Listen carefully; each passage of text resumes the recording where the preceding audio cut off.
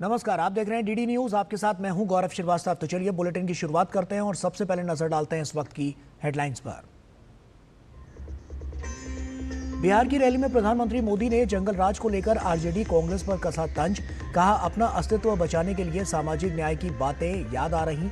जिनके ऊपर बिहार को आधुनिक ट्रेनें देने की जिम्मेदारी थी, उन्होंने रेलवे में भर्ती के नाम पर जमीन लूटी।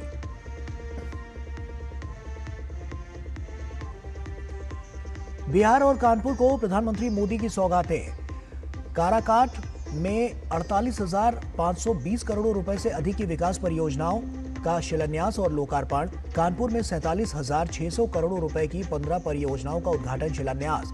कानपुर मेट्रो का विस्तार।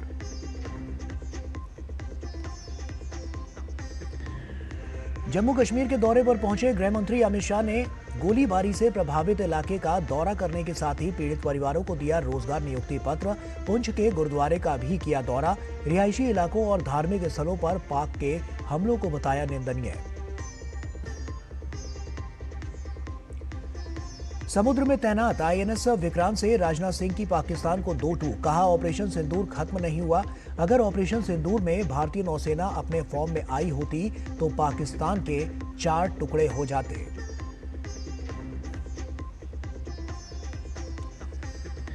अर्थव्यवस्था के मोर्चे पर एक और अच्छी खबर। वित्त वर्ष 2024 से 25 की चौथी तिमाही में भारत की जीडीपी बढ़कर 7.4%। कृषि, कंस्ट्रक्शन और सर्विसेज सेक्टर का मजबूत प्रदर्शन। पूरे वित्त वर्ष 2024 से 25 की आर्थिक विकास दर 6.5%।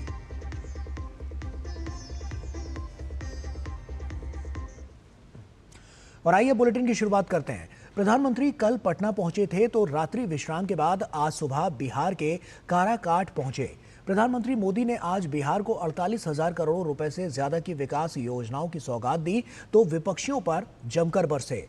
प्रधानमंत्री मोदी ने जंगल राज के बहाने लालू यादव पर बिना नाम लिए जमकर हमला बोला। नौकरी के बदले गरीबों की जमीनें लेने का आरोप लगाया तो आरजेडी के भ्रष्टाचार का भी जिक्र किया।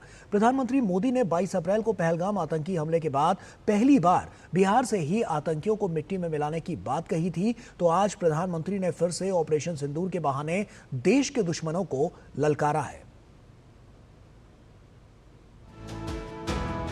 आतंकवादियों और उनके सरपरस्तों को सबक सिखाने का जो वायदा पीएम मोदी ने 24 अप्रैल को बिहार की धरती से किया था, उसका इकबाल कायम करने के बाद पीएम मोदी ने उसी धरती से एक बार फिर कहा कि आतंक का फन अगर फिर उठेगा तो भारत उसे बिल से खींचकर कुचल देगा।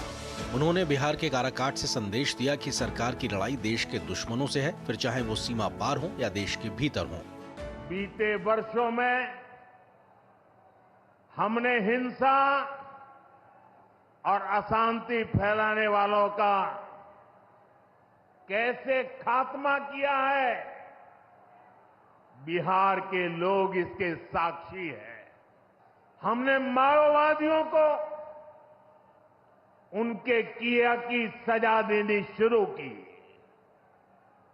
हम युवाओं को विकास की मुख्य धारा में भी लेकर आए। 11 सालों की दृढ़ प्रतिज्ञा का फल आज देश को मिलना शुरू हुआ है। 2014 से पहले देश में 125 से ज्यादा जिले नक्सल प्रभावित थे। अब सिर्फ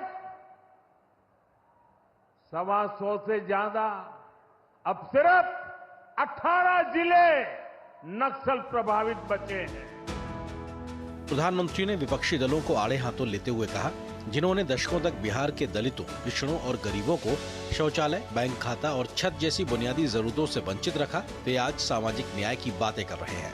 उन्होंने कांग्रेस और आरजेडी पर निशाना साधा और कहा कि इन दलों ने सिर्फ वोट बैंक की राजनीति की, जबकि एनडीए सरकार ने सभी जरूरतमंदों तक सुविधाएं पहुंचाई।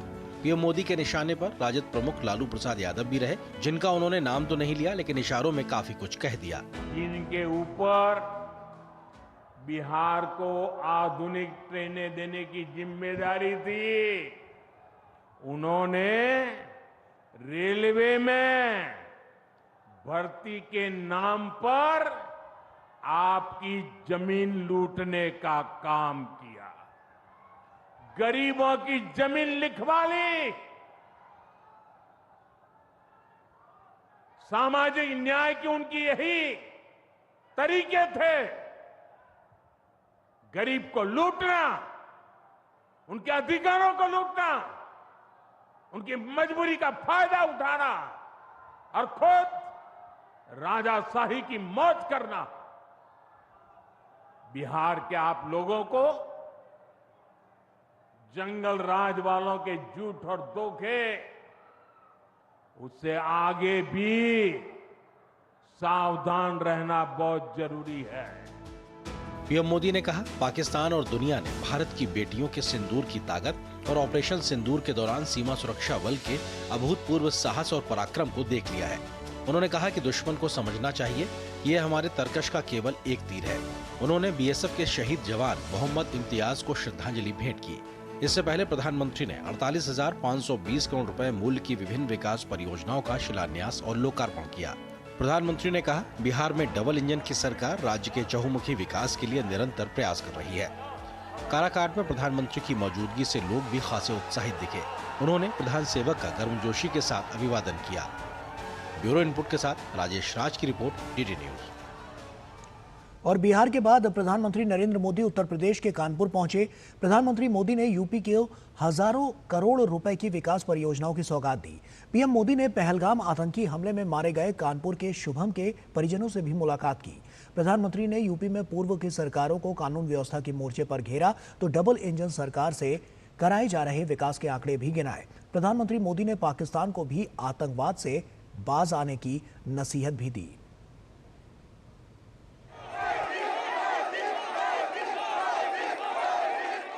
कानपुर का उत्साह बड़ा जोरों पर है भाई।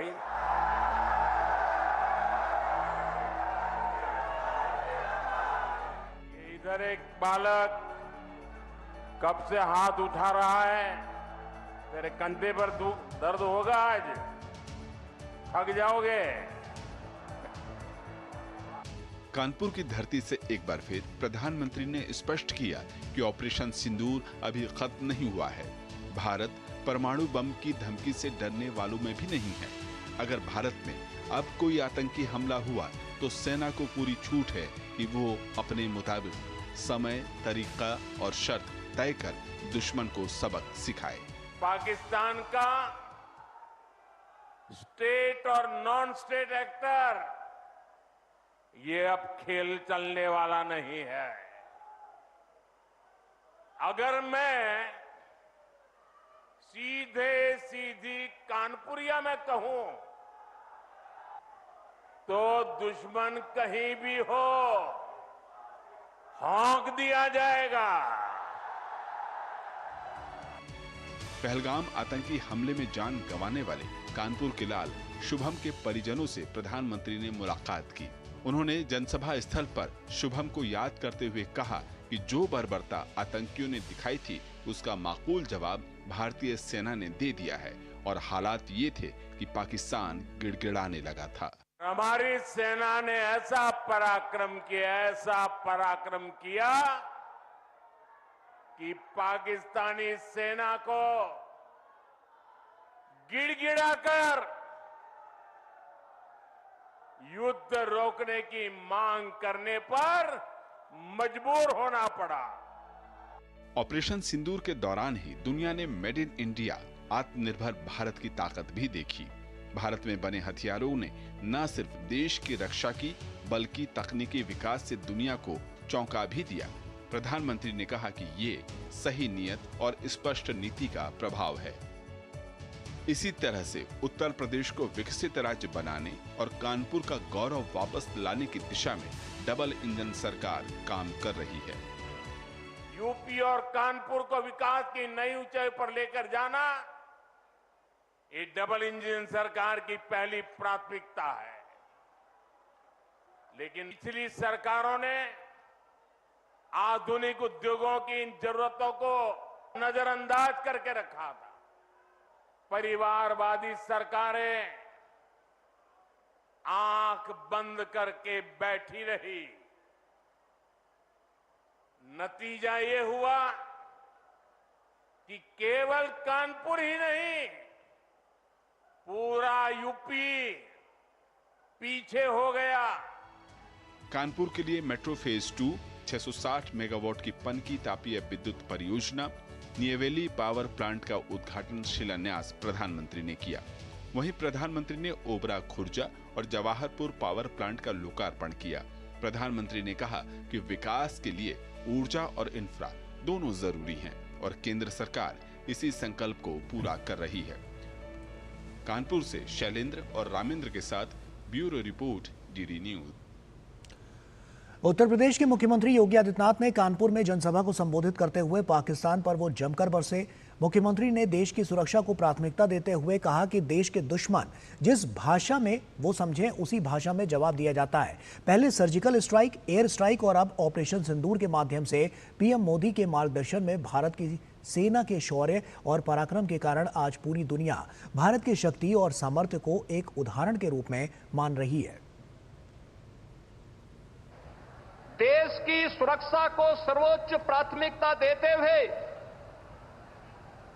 देश के दुश्मनों को वे जिस भाषा में समझें उसी भाषा में पहले सर्जिकल स्ट्राइक के माध्यम से, फिर एयर स्ट्राइक के माध्यम से और अब ऑपरेशन सिंदूर के माध्यम से आदरणीय प्रधानमंत्री जी के मार्गदर्शन में भारत की सेना के शौर्य और पराक्रम के कारण आज पूरी दुनिया भारत के शक्ति और सामर्थ्य को एक उदाहरण के रूप में मान रही है।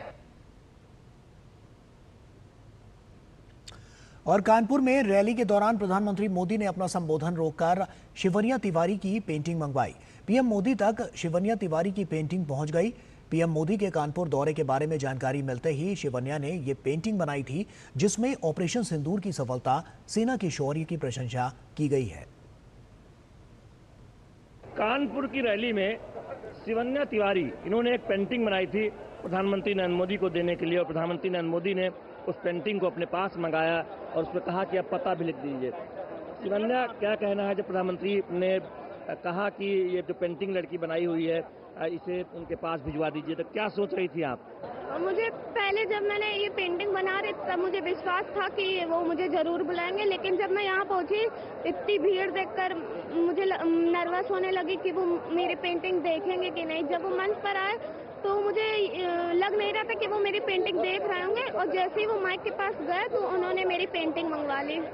आप ये जो पेंटिंग आपने बनाई किस बारे में थी और कैसे प्रेरणा मिली, थोड़ा सा बताइए। प्रधानमंत्री नरेंद्र मोदी कानपुर आने वाले हैं, ये जब आपको पता चला तब बनाई या पहले से बना के रखी थी, थोड़ा सा बताइए।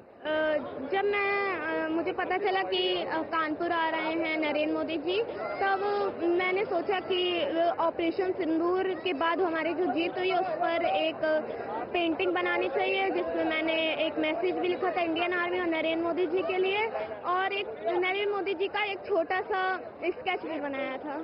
ये प्रधानमंत्री नरेंद्र मोदी को ये पेंटिंग भेंट करने की क्यों सोची? नरेंद्र मोदी जी मतलब कि एक ग्रेट लीडर हैं, और इंडियन आर्मी के स्विफ्ट और स्ट्रॉन्ग एक्शन के बाद उनको थैंक यू बोलना तो बनता ही है। इस वजह से मैंने उनके लिए एक पेंटिंग बनाई। शिवन्या तिवारी प्रधानमंत्री नरेंद्र मोदी को कानपुर की रैली में पेंटिंग भेंट की है, और उनका कहना था कि ऑपरेशन सिंदूर की जो सफलता है प्रधानमंत्री नरेंद्र मोदी की लीडरशिप में हुआ था। भारतीय सेना के पराक्रम ने दुनिया को देखा था, और उनकी इच्छा थी कि जब प्रधानमंत्री नरेंद्र मोदी कानपुर आए तब वो पेंटिंग उन्हें वो भेंट करे। कैमरामैन ललित के साथ शैलेंद्र मिश्र, डीडी न्यूज, कानपुर। और वहीं प्रधानमंत्री नरेंद्र मोदी शनिवार को भोपाल में लोकमाता देवी अहिल्याबाई की 300वीं जयंती के अवसर पर आयोजित महिला सशक्तिकरण महासम्मेलन में शामिल होंगे, और इस दौरान प्रधानमंत्री इंदौर मेट्रो, सतना और दतिया एयरपोर्ट का वर्चुअल लोकार्पण भी करेंगे। भोपाल से ही प्रधानमंत्री उज्जैन में शिप्रा नदी पर घाट निर्माण का वर्चुअल भूमि पूजन भी करेंगे, और कार्यक्रम में 2 लाख महिलाओं के शामिल होने की उम्मीद है। प्रधानमंत्री नरेंद्र मोदी शनिवार को मध्य प्रदेश के भोपाल में 1300 करोड़ रुपए की कई विकास परियोजनाओं का लोकार्पण और उद्घाटन करेंगे। वे लोक माता देवी अहिल्याबाई की 300वीं जयंती के अवसर पर आयोजित महिला सशक्तिकरण महासम्मेलन में हिस्सा लेंगी। उनका तो स्लोगन है विरासत से विकास की ओर। जब विरासत की बात करते तो अहिल्या माता से जोड़ते हैं, विक्रमादित्य से जोड़ते हैं, जो सुशासन की उत्कृष्ट मिसाल है। और विकास की बात कर रहे हैं तो हमने सबने देखा टेक्नोलॉजी के युग में आज हम कई क्षेत्रों में बहुत आगे बढ़े। तो ऐसे में हमारे 2 नए एयरपोर्ट दतिया और सतना, उसका लोकार्पण होगा। मेट्रो ट्रेन इंदौर से अहिल्या महारानी की नगरी में उसका लोकार्पण होगा। इसमें करीब 2 लाख महिला उद्यमी, कामगार, महिला स्व सहायता समूह, लाडली बहनें शामिल होंगी। इस दौरान प्रधानमंत्री लोक माता अहिल्याबाई होलकर को समर्पित डाक टिकट और सिक्का भी जारी करेंगे। कार्यक्रम स्थल पर ही प्रधानमंत्री मध्य प्रदेश की प्रगति और देवी अहिल्या के सुशासन के मॉडल की प्रदर्शनी का भी अवलोकन करेंगे। ऑपरेशन सिंदूर की सफलता के बाद पहली बार मोदी जी प्रधानमंत्री हमारे मध्य प्रदेश में आ रहे हैं और सारी व्यवस्थाओं की जो कमान है वो मातृशक्ति के हाथ में रहेगी। पूरा मध्य प्रदेश उत्साहित है कि माननीय प्रधानमंत्री के आगमन की तैयारियों के लिए। प्रधानमंत्री इंदौर मेट्रो के सुपर प्रायोरिटी कॉरिडोर पर यात्री सेवा का भी शुभारंभ करेंगे। यह लगभग 6 किलोमीटर का हिस्सा येलो लाइन का सुपर प्रायोरिटी कॉरिडोर है। साहब अहिल्याबाई की 300वीं जयंती के उपलक्ष्य पर इस टर्मिनल का नाम हमने निर्णय किया है कि माँ अहिल्या टर्मिनल ही होगा। तो ये माँ अहिल्या के प्रति हमारी श्रद्धा है, हमारी कृतज्ञता है। कार्यक्रम के दौरान प्रदेश के 2 प्रमुख तीर्थ स्थलों दतिया और सतना को हवाई उड़ान की ऐतिहासिक सौगात भी प्रधानमंत्री देंगे। पब्लिक एरोड्रोम खुलने वाले हैं, इसमें से आम जन में यहाँ से यात्रा कर सकेंगे और इनको जो अंतर्राष्ट्रीय मापदंड है उन मापदंडों के अंतर्गत दोनों एयरपोर्ट को विकसित किया गया है। प्रधानमंत्री सिंहस्थ महापर्व की तैयारियों के अंतर्गत नमामि क्षिप्र परियोजना के तहत घाट निर्माण एवं अन्य कार्यों का वर्चुअल भूमि पूजन भी करेंगी। प्रधानमंत्री के इस कार्यक्रम में मध्य प्रदेश की वो तमाम महिलाएं होंगी जिनको डबल इंजन सरकार से कुछ न कुछ लाभ जरूर मिल रहा है। और महिलाएं या सिर्फ प्रधानमंत्री को सुनने ही नहीं आ रही हैं, बल्कि उनको आशीर्वाद देने भी आ रही हैं उन योजनाओं के लिए जो उनको सशक्त करने के लिए मोदी सरकार और राज्य की मोहन सरकार ने चलाई हैं। कैमरामैन गौरव निरगुडकर के साथ आदित्य श्रीवास्तव, डीडी न्यूज़, भोपाल। और वहीं केंद्रीय गृह मंत्री अमित शाह जम्मू कश्मीर के दौरे पर हैं, जहां उन्होंने पहलगाम आतंकी हमले के बाद सुरक्षा स्थिति की समीक्षा की तो पाकिस्तान की गोलाबारी से पीड़ित परिवारों से मुलाकात भी की।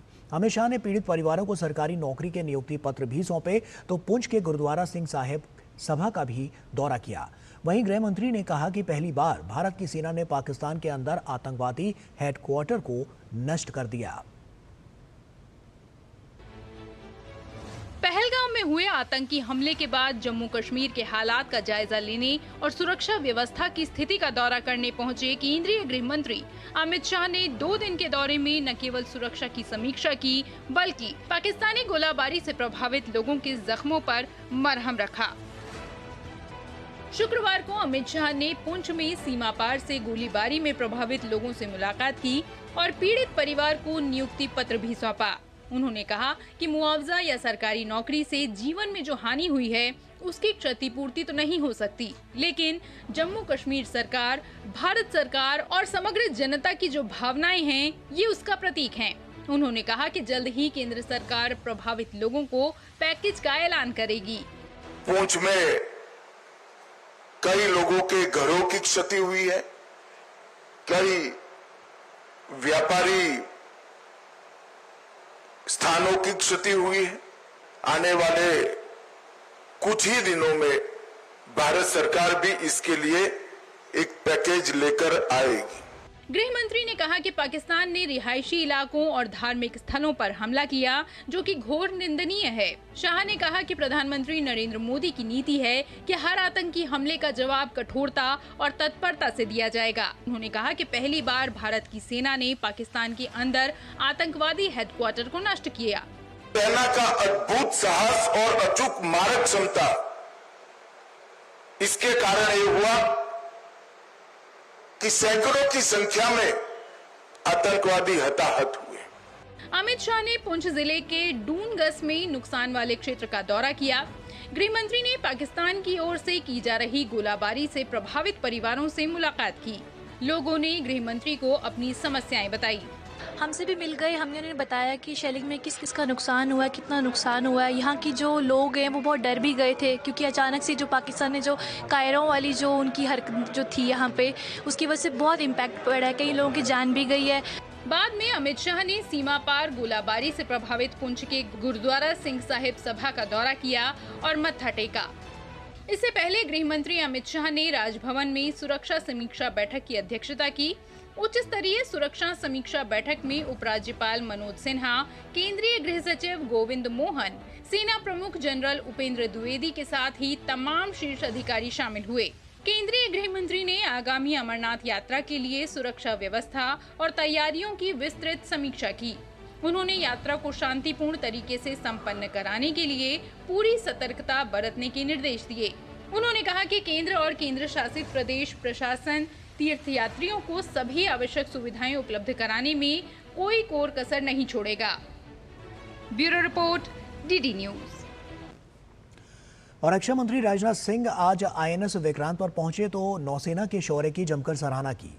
राजनाथ सिंह ने कहा कि ऑपरेशन सिंदूर सिर्फ एक सैन्य कार्रवाई नहीं है, बल्कि आतंकवाद के खिलाफ भारत का सीधा हमला है और अगर पाकिस्तान कुछ भी गलत या अनैतिक काम करता है तो उसे इस बार भारतीय नौसेना की मारक क्षमता और क्रोध का सामना करना पड़ेगा। रक्षा मंत्री ने कहा कि पाकिस्तान से सिर्फ पीओके और आतंकियों को वापस करने पर बात होगी। रक्षा मंत्री राजनाथ सिंह ने गोवा तट पर भारत के पहले स्वदेशी विमान वाहक पोत आईएनएस विक्रांत पर अधिकारियों और नौसैनिकों को संबोधित करते हुए कहा कि ऑपरेशन सिंदूर सिर्फ एक सैन्य कार्रवाई नहीं है, बल्कि आतंकवाद के खिलाफ भारत का सीधा हमला है और अगर पाकिस्तान कुछ भी गलत या अनैतिक करता है तो उसे इस बार भारतीय नौसेना की मारक क्षमता और क्रोध का सामना करना पड़ेगा। उन्होंने ऑपरेशन सिंदूर के दौरान भारतीय नौसेना की मौन सेवा की सराहना करते हुए कहा कि शक्तिशाली कैरियर बैटल ग्रुप ने ये सुनिश्चित किया है कि पाकिस्तानी नौसेना बाहर न निकले, अन्यथा उसे नतीजे भुगतने होंगे। रक्षा मंत्री ने पाकिस्तान को स्पष्ट संदेश दिया कि अगर उसने बुरी नजर डालने की कोशिश भी की तो भारत की ओर से जवाबी कार्रवाई भारतीय नौसेना के हाथों होगी। पाकिस्तान को पता है जब भारतीय नौसेना पूरे जोश के साथ, पूरे जोर के साथ जब चलती है तो उसका अंजाम क्या होता है। 1971 इसका गवाह है कि जब इंडियन नेवी हरकत में आई थी वह 1 से 2 हो गया था। अगर ऑपरेशन सिंदूर में भारतीय नौसेना अपनी फॉर्म में आई होती तो पाकिस्तान के 2 टुकड़े ही न होते, बल्कि मैं समझता हूं शायद 4 टुकड़े हो जाते।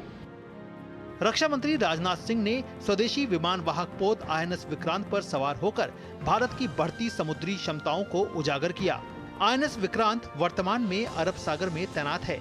रक्षा मंत्री का ये दौरा भारतीय नौसेना के रणनीतिक carrier battle group INS Vikrant के नेतृत्व में ऑपरेशन सिंदूर के दौरान निर्णायक भूमिका निभाने के हफ्तों बाद हुआ है। राजनाथ सिंह ने मिशन के परिचालन परिणामों की समीक्षा की और तैनाती का हिस्सा रहे नौसेना कर्मियों से बातचीत की।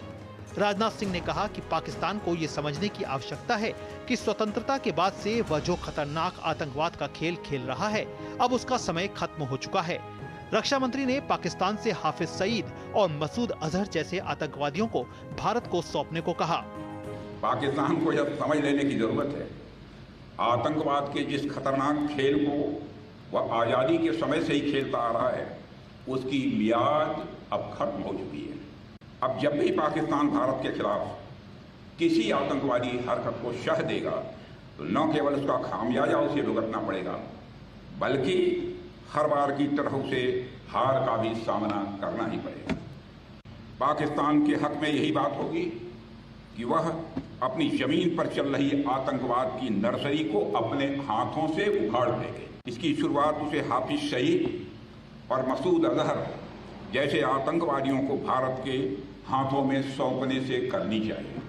रक्षा मंत्री ने कहा कि भारतीय नौसेना की जबरदस्त शक्ति, इसकी सैन्य कुशलता और विध्वंसक क्षमताओं ने दुश्मन के मनोबल को तोड़ दिया है।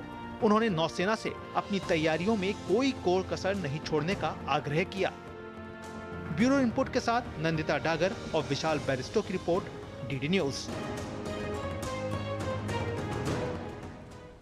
और वहीं भारत ने ऑपरेशन सिंदूर के जरिए पाकिस्तान और आतंकवादियों को जो नुकसान पहुंचाया है उसकी अब तक की सबसे बड़ी स्वीकार्यता सामने आई है। पाकिस्तान के प्रधानमंत्री शहबाज शरीफ ने खुद कबूल किया है कि भारतीय ब्रह्मोस मिसाइल ने पाकिस्तान को जबरदस्त नुकसान पहुंचाया है। जहां पाकिस्तान भारतीय पराक्रम को पूरी तरह से स्वीकार कर रहा है, लेकिन भारत में कांग्रेस पार्टी बार बार देश के शौर्य पर सवाल खड़े कर रही है और सबूत मांग रही है। और इस मुद्दे पर बीजेपी ने कांग्रेस पर जमकर हमला बोला है।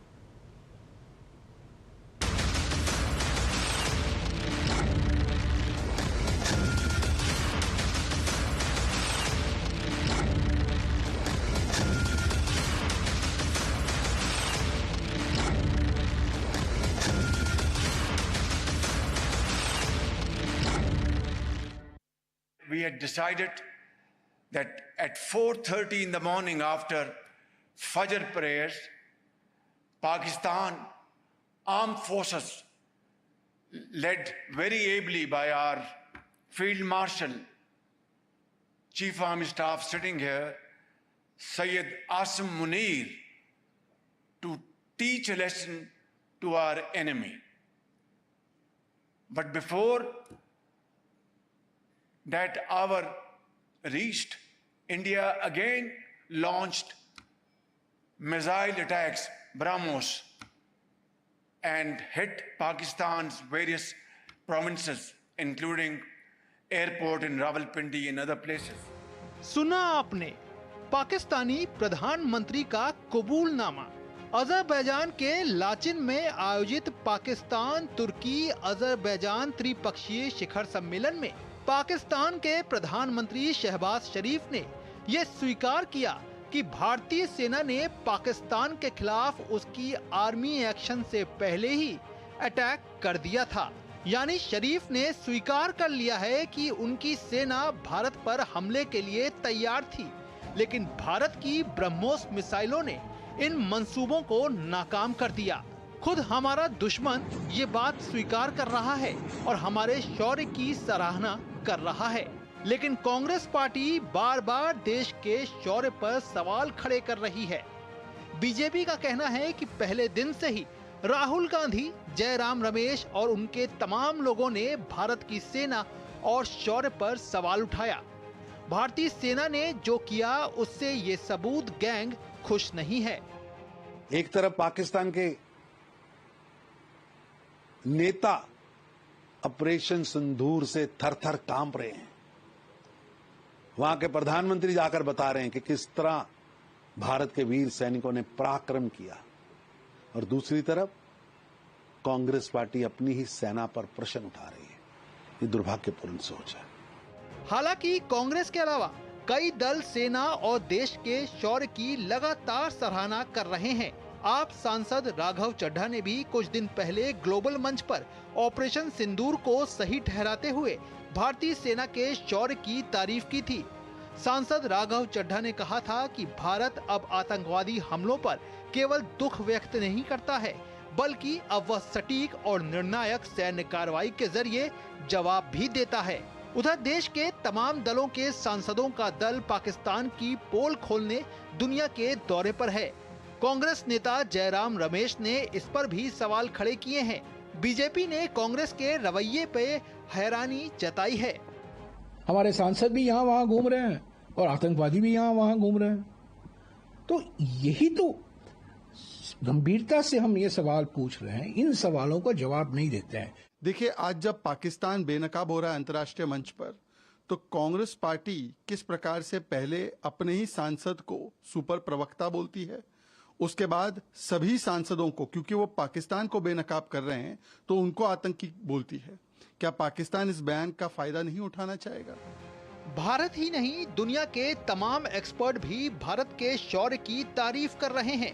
अमेरिका के एक बड़े मिलिट्री एक्सपर्ट जॉन स्पेंसर भी बार बार भारतीय रणनीति और हथियारों की तारीफ कर रहे हैं। उन्होंने कहा कि भारत में बनी तकनीक के माध्यम से किस प्रकार भारत और उसकी सेना ने आतंकवाद पर जीत हासिल की है, और वहीं पाकिस्तान के चीन निर्मित हथियार धराशायी हुए हैं। Bureau report, DD news. और केंद्रीय मंत्री ज्योतिरादित्य सिंधिया ने दूरदर्शन की तारीफ करते हुए कहा है कि दूरदर्शन की विश्वसनीयता विश्व भर में मानी जाती है। केंद्रीय मंत्री ने कहा है कि उनकी बचपन की यादें दूरदर्शन के साथ जुड़ी हुई हैं। उन्हें रविवार की शाम का इंतजार रहता था। BSNL और दूरदर्शन हमारे भारत के परिवारों के सबसे पुराने साथी हैं और आज ये दोनों एक मंच पर आ रहे हैं तो मुझे लगता है कि दर्शकों के लिए भी एक बहुत ही खास मौका है। It's a special treat, so thank you so much. मुझे मेरी स्मृतियाँ बचपन के समय से दूरदर्शन के साथ इतनी जुड़ी हुई हैं। रविवार को उस ज़माने में ये कलर टीवी नहीं होता था, तो रविवार को ब्लैक एंड वाइट में वो कृषि दर्शन आता था जी, और रविवार के शाम को हिंदी मूवी आती थी। तो ये पढ़ाई के समय से छुट्टी लेकर रोमांचक चीज़ें देखने का मौका अपने नानी के साथ और परिजनों के साथ हम लोगों को मिलता था, और सामूहिक रूप से पूरा घर एक साथ एक ही कमरे में बैठकर, कि एक उस ज़माने में एक ही टीवी होती थी, बिल्कुल, तो एक ही टीवी के सामने पूरा घर बैठकर हम लोग देखते थे। तो आप बिल्कुल सही कह रहे हैं, जो दूरदर्शन की एक ब्रांड एक्विटी है और एक ब्रांड रिकॉल है, शायद अतिशयोक्ति नहीं होगी अगर मैं कहूं कि विश्व में सबसे एक मजबूत ब्रांड एक्विटी और ब्रांड रिकॉल है। और वहीं ऑपरेशन सिंदूर के बाद मोदी सरकार ने पाकिस्तान को आतंकवाद के मोर्चे पर अलग थलग करने के लिए 7 सर्वदलीय प्रतिनिधिमंडल को अलग अलग देशों के दौरे पर भेजा है। ये सभी डेलीगेशन तमाम देशों में जाकर पाकिस्तान द्वारा फैलाए जा रहे आतंकवाद की सच्चाई को बयां कर रहे हैं, तो आतंकवाद के खिलाफ भारत की लड़ाई के लिए समर्थन भी जुटा रहा है। कौन सा दल कहां पहुंचा है, देखिए ये खास रिपोर्ट। विदेश दौरे पर गए 7 भारतीय प्रतिनिधिमंडल इन दिनों अलग अलग देशों में हैं, जहां वो विभिन्न नेताओं और सिविल सोसाइटी के लोगों से मुलाकात कर रहे हैं। जेडीयू सांसद संजय झा के नेतृत्व वाला प्रतिनिधिमंडल इंडोनेशिया में है। इस दल ने गांधी मेमोरियल इंटरकॉन्टिनेंटल स्कूल में गांधी लोका के अधिकारियों से मुलाकात की, तो नहदलातुल उलमा कार्यकारी बोर्ड के अध्यक्ष KH उलिल अबशार अब्दुल्ला के साथ भी बैठक की। दल के सदस्य और कांग्रेस के नेता सलमान खुर्शीद ने कहा कि 370 हटाने के बाद जम्मू कश्मीर में हालात बदले हैं। Article 370 was abrogated. It was abrogated and it was finally put to an end because so much time has passed. Subsequently, there was an election in 65% participation in election. There's an elected government in Jammu and Kashmir today. And therefore, for people to want to undo everything that has happened, the prosperity that has come to Kashmir is something which is very, very unfortunate, and it will give a setback to anybody. Bhajpa सांसद रविशंकर प्रसाद के नेतृत्व वाला प्रतिनिधिमंडल Denmark में है, जहां बैठकों का दौर जारी है। इस दल ने वहां की संसद का दौरा किया और संसद के उपाध्यक्ष और प्रेसिडियम के सदस्य लास क्रिश्चियन ब्रास्क से मुलाकात की। इस दौरान भारतीय दल ने पाकिस्तान की सच्चाई के सबूत पेश किए और आतंकवाद के खिलाफ मिलकर लड़ने की बात कही। We had a wonderful meeting with him. He understood the problem of terrorism, conveyed his views, and what we appreciate is Denmark was the first to convey solidarity. We were honored to meet a very strong delegation from the Indian Parliament, and we have expressed our heartfelt condolences with the sufferings from the terror attack on the 22nd of April. And we have also expressed, on behalf of the committee, we have expressed our strong solidarity and support to India in a difficult time. NCB सांसद सुप्रिया सूले के नेतृत्व वाला प्रतिनिधिमंडल दक्षिण Africa की यात्रा पूरी करके इथियोपिया पहुंचा है। उधर कोलंबिया की यात्रा पर पहुंचे दल की अगुवाई कांग्रेस सांसद शशि थरूर कर रहे हैं। इस दल ने वहां के राजनीतिक नेतृत्व, सिविल सोसाइटी के लोगों से मुलाकात करके पाकिस्तान द्वारा दुनिया भर में फैलाए जा रहे आतंकवाद के सबूत पेश किए, तो भारतीय पक्ष को भी रखा। There can be no equivalence between those who dispatch terrorists and those who resist them. There can be no equivalence between those who attack and those who defend. DMK सांसद कनिमोझी के नेतृत्व वाला प्रतिनिधिमंडल अब लातविया के दौरे पर है, जहां इस दल के लोग वहां के राजनीतिक नेतृत्व सहित थिंक टैंक, मीडिया के लोगों से मुलाकात कर रहे हैं। इस दल ने रीगा में भारत के लिए विदेश मामलों की समिति और सांसदों के मैत्री समूह के अध्यक्षों के साथ एक संयुक्त बैठक की। वहीं भाजपा सांसद बैजयंत पांडा की अगुवाई में भारतीय दल रियाद, सऊदी अरब में था, जहां बड़ी-बड़ी बैठकों में भारत का पक्ष रखा गया। There has been appreciation of the visit of the delegation here. The Saudi side has taken note of what we have conveyed in very clear and unambiguous terms. Bharat के ये सभी सातों दल अलग अलग देशों में जाकर पाकिस्तान के झूठ को उजागर कर रहे हैं तो आतंकवाद के खिलाफ भारत की लड़ाई में समर्थन जुटा रहे हैं। Bureau report, DD news. केंद्रीय इलेक्ट्रॉनिकी और सूचना प्रौद्योगिकी मंत्री अश्विनी वैष्णव ने इलेक्ट्रॉनिक्स और सूचना प्रौद्योगिकी मंत्रालय द्वारा आयोजित India AI make AI in India make AI work from India वहीं कार्यक्रम में शिरकत की और उन्होंने I4C हैकथॉन विजेताओं को सम्मानित किया। अश्विनी वैष्णव ने एआई कंप्यूट सर्विसेज के पैनल के दूसरे दौर भारत के फाउंडेशन मॉडल के निर्माण के लिए स्टार्टअप और स्वदेशी डिजाइन और निर्मित सीसीटीवी कैमरा पोर्टफोलियो की घोषणा की। भारत की राष्ट्रीय कंप्यूटिंग क्षमता 34,000 जीपीयू को पार कर गई है और इसके साथ ही भारत ने अपने फाउंडेशन मॉडल के निर्माण के लिए 3 नए स्टार्टअप्स का चयन करके इंडिया एआई मिशन ने स्वदेशी एआई क्षमताओं को मजबूत करने की दिशा में एक महत्वपूर्ण छलांग लगाई है। एआई के क्षेत्र में ये एक मील का पत्थर है जिसका उद्देश्य भारत की एआई यात्रा को आगे बढ़ाना है। प्रधानमंत्री श्री नरेंद्र मोदी जी ने टेक्नोलॉजी को डेमोक्रेटाइज करने का और पीपल सेंट्रिक एप्लीकेशंस बनाने का जो मिशन आपने लिया है डिजिटल इंडिया के तहत, उसी का एक हिस्सा है इंडिया एआई मिशन। 1 साल पहले लॉन्च हुआ था और बहुत ही अच्छी सिग्निफिकेंट प्रोग्रेस है। इसका एक बहुत बड़ा फैक्टर है कॉमन कंप्यूट फैसिलिटी क्रिएट करना। इसीलिए एक ट्रांसपेरेंट तरीके से एम्पैनलमेंट चालू किया जीपीयू सर्विस प्रोवाइडर्स का। पहला राउंड जब मिशन बनाया था तब 10,000 जीपीयू का टारगेट लेके चले थे। पहले राउंड में करीब 18,000 जीपीयूज एम्पैनल हुए और आज सेकंड राउंड में करीब 16,000 जीपीयूज एम्पैनल हुए, यानी 34,000 जीपीयूज अपने देश के स्टार्टअप्स के लिए, स्टूडेंट्स के लिए, रिसर्चर्स के लिए अवेलेबल हो चुके हैं। और केंद्रीय मंत्री अश्विनी वैष्णव ने बताया कि एआई कोष पर 367 डेटा सेट पहले ही अपलोड किए जा चुके हैं।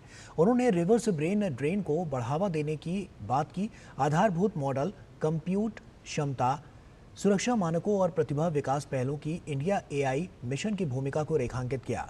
उन्होंने इस बात पर भी जोर दिया कि इन प्रयासों का उद्देश्य भारत में एक पूर्ण और समावेशी एआई पारिस्थितिकी तंत्र का निर्माण करना है। एआई कोष कुछ ही समय पहले लॉन्च हुआ था जिसमें डेटा सेट्स अपलोड करने का, डेटा सेट्स अवेलेबल कराने का प्रोविज़न था। मैं आपको बताना चाहूँगा आज 367 डेटा सेट्स एआई कोष में अवेलेबल है अब, जो कि हमारे रिसर्चर्स, मॉडल डेवलपर्स सबके लिए अवेलेबल है, जिससे कि मॉडल को भारत की परिस्थितियों के अनुसार, भारत की कल्चरल, लिंग्विस्टिक, इन सब सेंसिटिविटीज़ को ध्यान में रखते हुए बनाया जा सके। और नई दिल्ली में लक्ष्मीपत सिंघानिया IIM लखनऊ राष्ट्रीय नेतृत्व पुरस्कार का आयोजन किया गया और इस मौके पर वित्त मंत्री निर्मला सीतारमण बतौर मुख्य अतिथि उपस्थित रहीं। कार्यक्रम को संबोधित करते हुए वित्त मंत्री ने कहा कि वित्त वर्ष 2024 से 25 की चौथी तिमाही के दौरान भारत का उद्योग और विनिर्माण गतिविधि सभी अच्छे रहे हैं और सिर्फ चौथी तिमाही में 7.4% की वास्तविक GDP बढ़ोतरी हुई है। I'm glad, and I'm sure many of you all would have already seen it. India's industry, the manufacturing activity, have all been so good during Q4, and Q4's growth alone was 7.4%. But India is sustaining this growth as the fastest growing economy now for the 4th year continuously without a break. और वहीं वित्त मंत्री ने विज्ञान के महत्व पर जोर देते हुए कहा है कि भारत में विज्ञान और प्रौद्योगिकी में निवेश करना हमेशा से प्राथमिकता रही है। प्रधानमंत्री मोदी के नेतृत्व में भविष्य की जरूरत को देखते हुए हमेशा से विज्ञान में निवेश किया गया है। Science and technology related investments have always been the priority in this country, and I'm glad Prime Minister Modi looks at futuristic sciences as well and wants to invest in all of them, and that is why even in 2021-22 budget we had come up with a quantum mission. और वहीं भारत की राजनीति में एक बार फिर राष्ट्रीय सुरक्षा के मुद्दे पर जो सियासत है वो गर्मा गई है। कांग्रेस नेता राहुल गांधी और तेलंगाना के मुख्यमंत्री ए रेवंत रेड्डी के भारतीय वायुसेना को लेकर की गई टिप्पणियों के बाद भाजपा ने पलटवार किया है। केंद्रीय कोयला और खान मंत्री जी किशन रेड्डी ने कांग्रेस नेताओं पर देश के बहादुर सैनिकों को नीचा दिखाने और भारतीय सेना की प्रतिष्ठा को आघात पहुंचाने का आरोप लगाया। हमारा दुर्भाग्य है, ऐसे व्यक्ति देश का अपोजिशन पार्टी लीडर के नाते आज काम कर रहे हैं। निकम्मा लीडर कभी नहीं देखे हम। वो विदेश में जाकर भारत के प्रजातंत्र के खिलाफ अलग अलग विदेशों में जाकर विदेश प्लेटफॉर्म में भारत के क्रिटिसाइज करने वाले अपोजिशन पार्टी लीडर आपको पहली बार दिखते रहे। एयर स्ट्राइक के समय पर भी हुआ नहीं, क्या प्रूफ है, किया नहीं, ऐसा झूठ प्रचार किया है। आज पूछते हैं राफेल विमान कितना गिरा है। आज मैं देश के मीडिया को धन्यवाद देना चाहता हूँ। ऑपरेशन सिंदूर पर एक एक मिनट का एक एक ऑपरेशन का विषय इस तरफ का हो उस तरफ का हो लाइव बताए गए। और कृषि मंत्री शिवराज सिंह चौहान ने गुरुवार को ओडिशा से विकसित कृषि संकल्प अभियान की शुरुआत की थी, जिसके बाद आज कृषि मंत्री जम्मू कश्मीर पहुंचे, जहां उन्होंने किसानों से मुलाकात की तो अभियान को आगे बढ़ाया। और इस अभियान के द्वारा कृषि वैज्ञानिक गांवों में किसानों के बीच पहुंचेंगे और किसानों से संवाद करके उनकी समस्याओं का निवारण करेंगे। कृषि मंत्री की मौजूदगी में इस अभियान के द्वारा जम्मू में संवाद कार्यक्रम किया गया तो देश के अलग अलग राज्यों में भी इस प्रकार की सभाएं की गई। विकसित कृषि संकल्प अभियान के तहत केंद्रीय कृषि एवं किसान कल्याण और ग्रामीण विकास मंत्री शिवराज सिंह चौहान शुक्रवार को जम्मू पहुंचे, जहां वो आरएसपुरा सेक्टर में पदयात्रा में शामिल हुए। वहीं तिरंगा यात्रा के साथ किसानों और वैज्ञानिकों का उत्साह बढ़ाया। साथ ही उन्होंने महिला किसानों और महिला उद्यमियों से संवाद किया और ड्रोन कर्मियों से भी सीधी चर्चा की। कृषि मंत्री ने जम्मू में बॉर्डर से सटे 1 किलोमीटर दूरी पर स्थित गाँव चक्रोही में भी किसानों से संवाद किया और उनके खेत और नर्सरी फार्म देखने के साथ ही उनसे विस्तार से खेती की जानकारी ली। शिवराज सिंह चौहान ने किसानों से कहा कि इस अभियान में वैज्ञानिक गांव आ रहे हैं और किसानों से आग्रह है कि वे वैज्ञानिकों के साथ संवाद करें और सवाल पूछें। ये संवाद हमारे कृषि उत्पादन को और बढ़ाएगा। विकसित भारत के लिए विकसित कृषि और समृद्ध किसान जरूरी है और इसलिए पूरे देश में एक विकसित कृषि संकल्प अभियान प्रारंभ हुआ है अभी, जिसमें हमारे कृषि वैज्ञानिक 2170 टीमें बना के पूरे देश में गांव-गांव जा रहे हैं, किसानों से बातचीत कर रहे हैं, क्योंकि किसान को समृद्ध अगर बनाना है तो उत्पादन बढ़ाना पड़ेगा, उत्पादन की लागत घटानी पड़ेगी। विकसित कृषि संकल्प अभियान के तहत देश भर में कार्यक्रम हो रहे हैं। राजस्थान के फलौदी की विभिन्न ग्राम पंचायतों में कार्यक्रम आयोजित किए गए। जिले के फलौदी, देचू व आऊ पंचायत समितियों की ग्राम पंचायतों में विकसित कृषि संकल्प अभियान के तहत कार्यक्रम आयोजित हुए, जिसमें किसानों को केंद्र व राज्य सरकार की महत्वाकांक्षी योजनाओं, प्राकृतिक खेती व नवाचारों के बारे में कृषि विभाग के अधिकारियों ने किसानों को जानकारी दी। राजस्थान के अलवर जिले में केंद्र सरकार द्वारा शुरू किए गए विकसित कृषि संकल्प अभियान के तहत शुक्रवार को मालाखेड़ा क्षेत्र में 2 ग्राम पंचायतों, दादर और कैरवाड़ा ग्राम पंचायतों में कार्यक्रम आयोजित किया गया। कार्यक्रम में नौगावा कृषि अनुसंधान केंद्र के विशेषज्ञों ने किसानों को उन्नत फसल और तकनीक के बारे में जानकारी दी। महाराष्ट्र के जालना जिले में खरपुड़ी स्थित कृषि विज्ञान केंद्र के नियोजन के अंतर्गत विकसित कृषि संकल्प अभियान चलाया जा रहा है। जिले में 2 टीमें बनाई गई हैं, जिनमें प्रत्येक में 10 विशेषज्ञ शामिल हैं। ये टीमें प्रतिदिन 3 गांव का दौरा कर रही हैं। वैज्ञानिक परंपरागत खेती से वैज्ञानिक जो खेती करते हैं उससे हमें 80-90% फायदा मिलता है। बाजरा की खेती, गेहूं की खेती, पानी की बचत योजना और कई जो भी अच्छी जो हमको जो सुविधाएं मिलनी है, सब्सिडी जो मिलनी है कृषि यंत्रों पे, वो सारी चीजों की हमको जानकारी दी। 29 मई से 12 जून तक चलाया जा रहा विकसित कृषि संकल्प अभियान एक ऐतिहासिक पहल है, जिसके तहत वैज्ञानिक नवाचार और जमीनी स्तर पर भागीदारी के माध्यम से भारतीय कृषि की दिशा और दशा बदलने की जमीनी स्तर पर काम किया जा रहा है। Bureau report, DD news. पारंपरिक चिकित्सा पद्धति आयुर्वेद और आयुष के नाम पर अक्सर अखबारों में और सोशल मीडिया प्लेटफॉर्म पर भ्रामक जानकारियां फैलाई जाती हैं। लोगों की सेहत के साथ खिलवाड़ करने वाले इन भ्रामक विज्ञापनों के प्रति उपभोक्ताओं को आगाह करने और इन विज्ञापनों के खिलाफ कड़ी कार्रवाई करने के मकसद से आयुष मंत्रालय ने आयुष सुरक्षा पोर्टल की शुरुआत की है। केंद्रीय आयुष मंत्री प्रताप राव जाधव ने आज नई दिल्ली में इस पोर्टल को लॉन्च किया और उन्होंने कहा कि आयुष सुरक्षा पोर्टल के जरिए भ्रामक विज्ञापनों पर रोक लगाने के साथ साथ आयुष दवाओं के साइड इफेक्ट्स की रिपोर्टिंग भी की जा सकेगी। विभिन्न हितधारकों के साथ चर्चा करने के बाद एक आईटी सक्षम ऑनलाइन पोर्टल आयुष सुरक्षा पोर्टल विकसित किया गया है, ताकि भ्रामक विज्ञापनों और प्रतिकूल औषधि प्रतिक्रियाओं की रिपोर्टिंग को ट्रैक किया जा सके। सरकार का संकल्प है कि आयुष और आयुर्वेद के नाम पर देश विदेश में चल रहे भ्रामक विज्ञापनों और सामग्रियों को हतोत्साहित किया जाए और राज्य सरकारें जिनके पास इस बारे में कठोर कार्रवाई करने के लिए अधिकार दिए गए हैं, वे कड़ाई से इनको रोकने की कोशिश करें, ताकि हम आयुष और आयुर्वेद विज्ञान से होने वाले लाभों को नुकसान में बदलने से रोक सके। और आयुष मंत्री प्रताप राव जाधव ने बताया है कि केंद्रीय स्वास्थ्य मंत्रालय और आयुष मंत्रालय सभी राज्यों के साथ मिलकर देश में कोविड-19 के बढ़ते मामलों की निगरानी कर रहे हैं। उन्होंने बताया कि राज्यों से कोविड-19 से जुड़े सभी इंफ्रास्ट्रक्चर को फिर से सक्रिय करने को कहा गया है, ताकि इससे बेहतर तरीके से निपटा जा सके।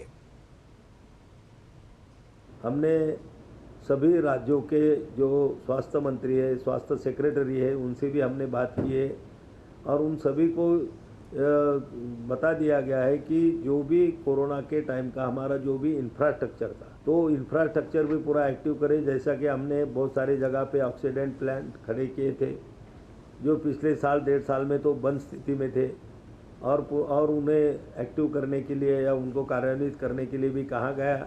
जो हमारे आईसीयू बेड थे, जो भी वहाँ पर थे, वार्ड थे, वो भी सब तैयार करने के लिए सभी सेक्रेटरियों को भी और स्वास्थ्य मंत्रियों को भी हमने वहाँ पर सूचित कर दिया है। लाइट कॉम्बैट एयरक्राफ्ट तेजस MK-1A के लिए पहला सेंटर फ्यूजलेज असेंबली को हिंदुस्तान एरोनॉटिक्स लिमिटेड को सौंप दिया गया है। VEM टेक्नोलॉजीज ने ये प्रमुख सब असेंबली HAL को सौंपी है, जो पहली बार है जब किसी निजी भारतीय कंपनी ने तेजस के निर्माण में इतनी बड़ी जिम्मेदारी निभाई है। रक्षा उत्पादन सचिव संजीव कुमार और HAL के CMD डॉक्टर DK सुनील की मौजूदगी में हुए इस आयोजन को HAL के प्रोडक्शन शेड्यूल में सुधार का संकेत माना जा रहा है। और इस मौके पर संजीव कुमार ने कहा कि हमारे रक्षा उत्पादन में हर साल लगभग 10% की वृद्धि हो रही है और रक्षा निर्यात भी बढ़ रहा है। ये संभव नहीं हो पाता है अगर HAL जैसी सार्वजनिक इकाइयों और निजी उद्योगों का सहयोग ना होता। HAL अब तेजस MK-1A के लिए चौथी उत्पादन लाइन स्थापित कर रहा है। 2 लाइनें पहले से बेंगलुरु में और एक नासिक में कार्यरत हैं। HAL अब 6300 से अधिक भारतीय वेंडर्स के साथ मिलकर एक मजबूत घरेलू सप्लाई चेन विकसित कर रहा है। इनमें 2448 MSMEs शामिल हैं। पिछले 3 सालों में HAL ने भारतीय वेंडर्स को 13,763 करोड़ रुपए के ऑर्डर दिए हैं। तेजस MK-1A के लिए HAL ने पहले ही air intake, rear fuselage, fin, rudder, wings जैसी जटिल संरचनाएं निजी कंपनियों से प्राप्त की हैं। और CBI ने प्रवर्तन निदेशालय के एक उप निदेशक को गिरफ्तार किया है। अधिकारी पर भुवनेश्वर के एक व्यवसायी से 20 लाख रुपए की रिश्वत लेने का आरोप है। CBI ने ED के डिप्टी डायरेक्टर चिंतन रघुवंशी को बिजनेसमैन से 50 लाख की रिश्वत मांगने के आरोप में गिरफ्तार किया। चिंतन 2013 बैच के IRS अधिकारी हैं और 20 लाख की पहली किश्त लेते समय गिरफ्तार किया गया है। वहीं गिरफ्तार आरोपी चिंतन रघुवंशी को ओडिशा की ED टीम में पोस्टिंग थी। वहीं ED अधिकारी ने जब कारोबारी से 5 करोड़ की घूस मांगी तो दोनों के बीच सौदा 2 करोड़ का तय हुआ। रिश्वत की रकम जब डिप्टी डायरेक्टर द्वारा ली जा रही थी तो सीबीआई की टीम ने ट्रैप कर भुवनेश्वर में गिरफ्तार कर लिया। भारत की जीडीपी ग्रोथ चौथी तिमाही में 7.4% रही है और ये आंकड़ा अर्थशास्त्रियों के अनुमान से बेहतर रहा। सांख्यिकी और कार्यक्रम कार्यान्वयन मंत्रालय के राष्ट्रीय सांख्यिकी कार्यालय ने वित्त वर्ष 2024 से 25 और वित्त वर्ष 2024 से 25 की जनवरी से मार्च तिमाही के लिए भारत के सकल घरेलू उत्पाद के अंतिम अनुमान जारी किए हैं। वित्त वर्ष 2024 से 25 में वास्तविक सकल घरेलू उत्पाद में 6.5% की बढ़ोतरी होने का अनुमान है। विकास को गति देने वाले प्रमुख क्षेत्रों में निर्माण, लोक प्रशासन और रक्षा और वित्तीय सेवाएं शामिल हैं। वित्त वर्ष 2024 से 25 में वास्तविक सकल घरेलू उत्पाद का अंतिम अनुमान में 6.5% की वृद्धि दर्ज की गई है, जबकि वित्त वर्ष 2024 से 25 की चौथी तिमाही के दौरान वास्तविक सकल घरेलू उत्पाद में 7.4% की वृद्धि दर देखी गई है। यूपीआई ने भारत के डिजिटल पेमेंट सिस्टम में अपना दबदबा मजबूत किया है और इसकी कुल लेन देन मात्रा में हिस्सेदारी पिछले वित्त वर्ष के 79.7% से बढ़कर वित्त वर्ष 2025 में 83.7% हो गई है। आरबीआई की वार्षिक रिपोर्ट के अनुसार यूपीआई ने वित्त वर्ष 2025 के दौरान 185.8 बिलियन लेन देन की सुविधा प्रदान की, जो सालाना आधार पर 41% की वृद्धि को दर्शाता है। यूपीआई लेन देन वित्त वर्ष 2024 के 200 लाख करोड़ रुपए से बढ़कर 261 लाख करोड़ रुपए हो गया। आरबीआई ने कहा कि यूपीआई की सफलता ने भारत को ग्लोबल रियल टाइम पेमेंट में 48.5% की हिस्सेदारी के साथ अग्रणी स्थान पर पहुंचा दिया है। आरबीआई ने यह भी कहा है कि केंद्रीय बैंक 2028 से 29 तक 20 देशों में यूपीआई का विस्तार करने के लिए प्रतिबद्ध है। Bhutan, France, Mauritius, Nepal, Singapore, Sri Lanka और यूएई में क्यूआर कोड के माध्यम से भारतीय यूपीआई ऐप की स्वीकृति पहले ही सक्षम हो चुकी है, जिससे भारतीय पर्यटक, छात्र और व्यावसायिक यात्री अपने घरेलू यूपीआई ऐप का उपयोग करके भुगतान कर सकते हैं। आरबीआई ने यह भी कहा है कि धोखाधड़ी के मामलों की कुल घटनाओं में कमी आई है। और वहीं राष्ट्रपति भवन में 2 दिवसीय साहित्यिक सम्मेलन संपन्न हो गया। साहित्य कितना बदल गया है विषय पर आयोजित इस सम्मेलन का देवी अहिल्याबाई होलकर की गाथा के साथ समापन हुआ। पेश है हमारे संवाददाता गिरीश निशाना की ये खास रिपोर्ट। मंत्रालय और साहित्य अकेडमी द्वारा राष्ट्रपति भवन में आयोजित 2 दिवसीय साहित्यिक सम्मेलन शुक्रवार को संपन्न हो गया। साहित्य कितना बदल गया है विषय पर आयोजित इस साहित्यिक सम्मेलन के दूसरे दिन आखिरी सत्र में साहित्य अकेडमी के सचिव डॉक्टर के श्रीनिवास राव ने धन्यवाद ज्ञापन पेश किया।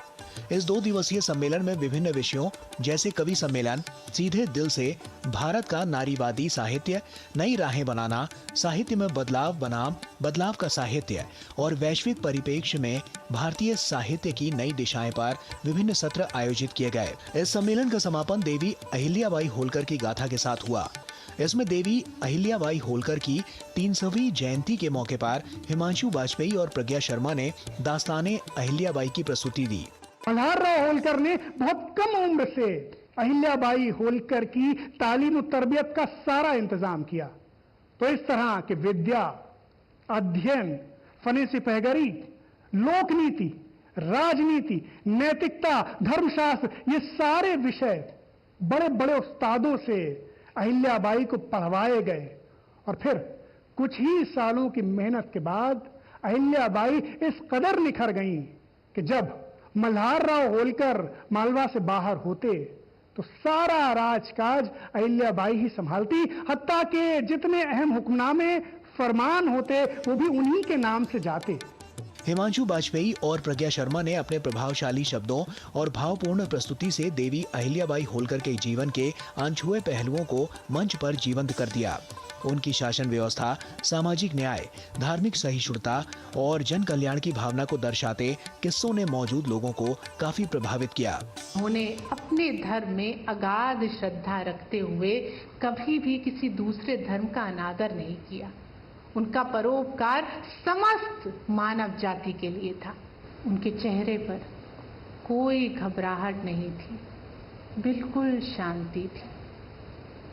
जो कहना था कह चुकी, जो करना था कर चुकी। बहुत देर तक यूं ही ईश्वर को याद करती रही, उनका स्मरण करती रही। और चंद लम्हों बाद इसी खामोशी में, इसी शांति में उन्होंने अपनी देह त्याग दी।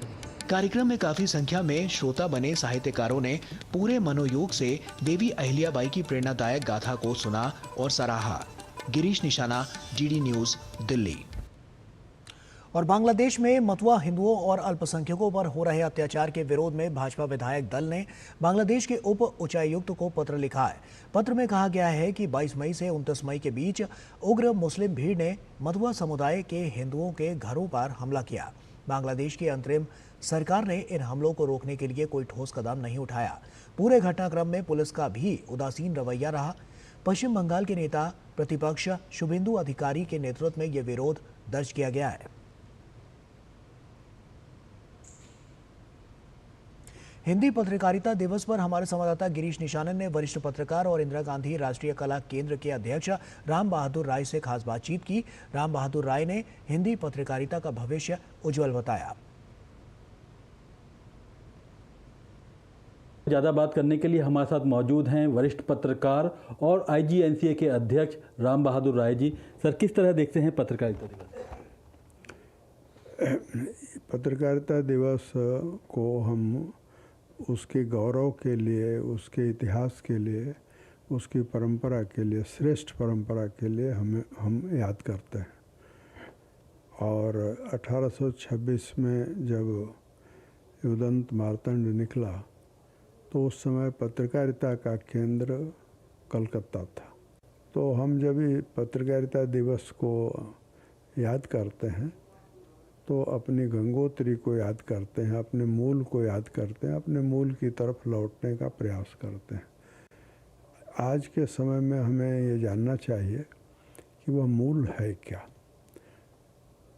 उस समय देश पराधीन था और पराधीन देश में हिंदी पत्रकारिता स्वाधीनता संग्राम की हरावल दस्ता थी। दुनिया के किसी भी संग्राम में, खास करके स्वाधीनता संग्राम में, पत्रकारिता का वह योगदान नहीं है जो भारत में हिंदी और भाषाई पत्रकारिता का है। हिंदी पत्रकारिता का भविष्य किस तरह देखते हैं? हिंदी पत्रकारिता का भविष्य बहुत उज्जवल है और ज़रूरत यह है कि हिंदी पत्रकारिता या भाषाई पत्रकारिता या पूरी मीडिया को के लिए एक संस्थात्मक ऐसी व्यवस्था हो जिसमें कर्तव्य का निर्वाह भी हो, अधिकारों की रक्षा हो और उसमें नागरिक अधिकार भी शामिल हैं। नए पत्रकारों को के लिए क्षेत्र अब असीमित है। पहले कुछ थोड़े से क्षेत्र ही थे। आज AI के ज़माने में भी नए पत्रकारों के लिए स्कोप जहाँ तक है वो बहुत बड़ा है और उसका उन्हें अवसर भी मिलना चाहिए, लाभ भी मिलना चाहिए। तो ये थे राम बहादुर साहब जो बता रहे थे हिंदी पत्रकारिता के बारे में। तो आप सभी को भी हिंदी पत्रकारिता की बहुत बहुत शुभकामनाएं। कैमरामैन अनिल ठाकुर के साथ गिरीश निशाना, DD न्यूज, दिल्ली। और इसी के साथ फिलहाल इस बुलेटिन में इतना ही। दीजिए इजाजत। नमस्कार।